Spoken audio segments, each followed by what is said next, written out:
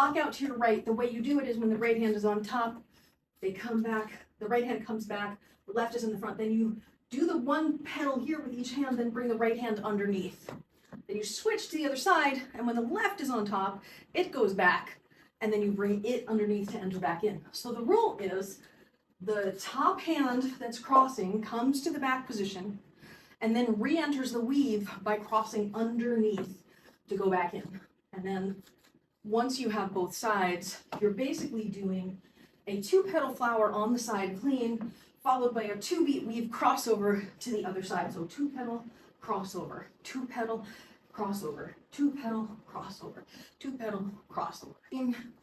A 3-beat in the middle, and then going to the other side, a 3-beat in the middle, and then going to the other side. I was cutting out some of the 3-beat and just doing it quicker. Neither is right or wrong. They are both variations on the same theme.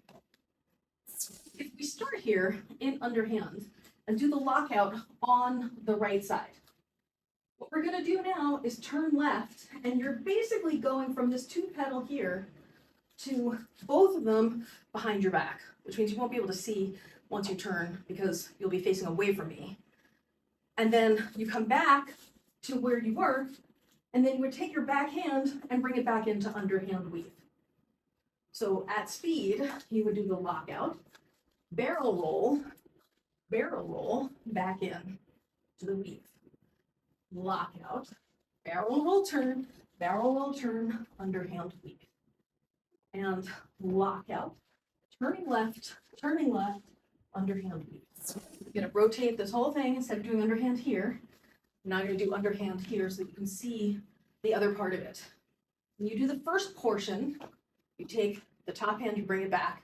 Now, as you're doing your turn and you go into your other position, you're sort of a little like this instead of this. Make sure you're shooting for this position back here and then coming back into it. So you really want the poi to, the center of rotation to remain on a straight line rather than forming an L or some other angle.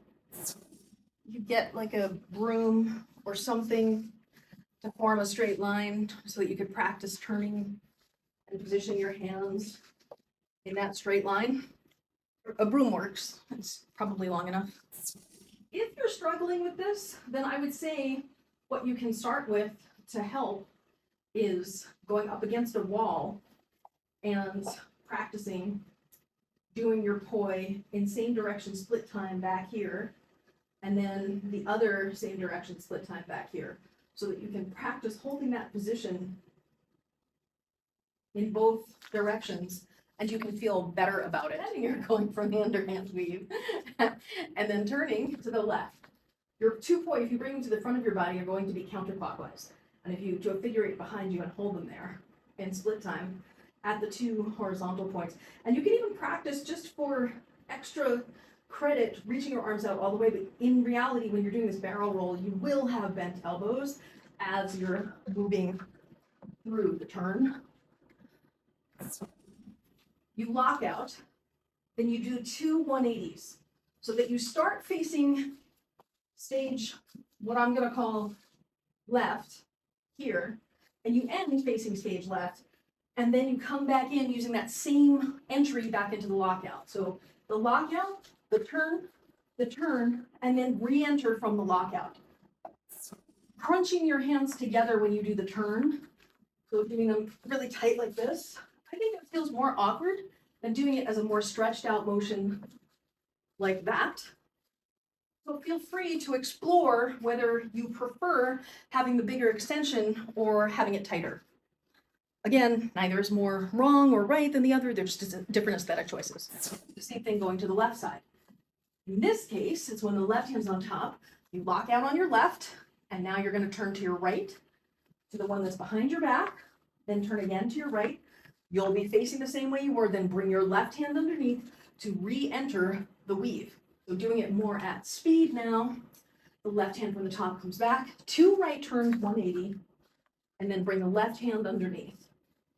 Bring the left hand back in the lockout, 2 right turns, bring the left underneath.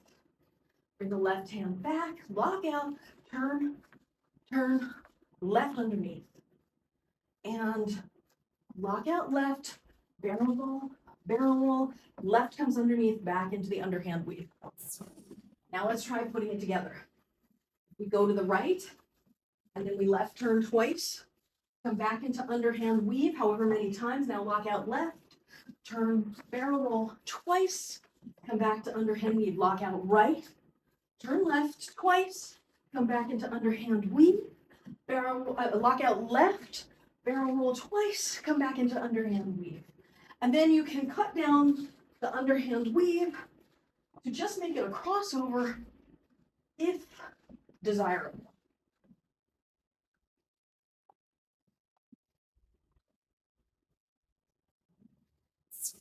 If you're struggling to remember which way to turn when you go into the barrel roll, I think what can be useful is focusing on the backhand. So if you go to here, your backhand wants to come down this way, which is the way you're going to turn, right? And if you come to your left side, your hand wants to come down that way, which is the way you're going to turn. So if you focus on the backhand, it might help you remember which way to turn. You turn in the opposite direction of the hand that goes to the back position. So if your right hand goes back, you turn left. If your left hand goes back, you turn right. If your right hand goes back, you turn left. From underhand, at least.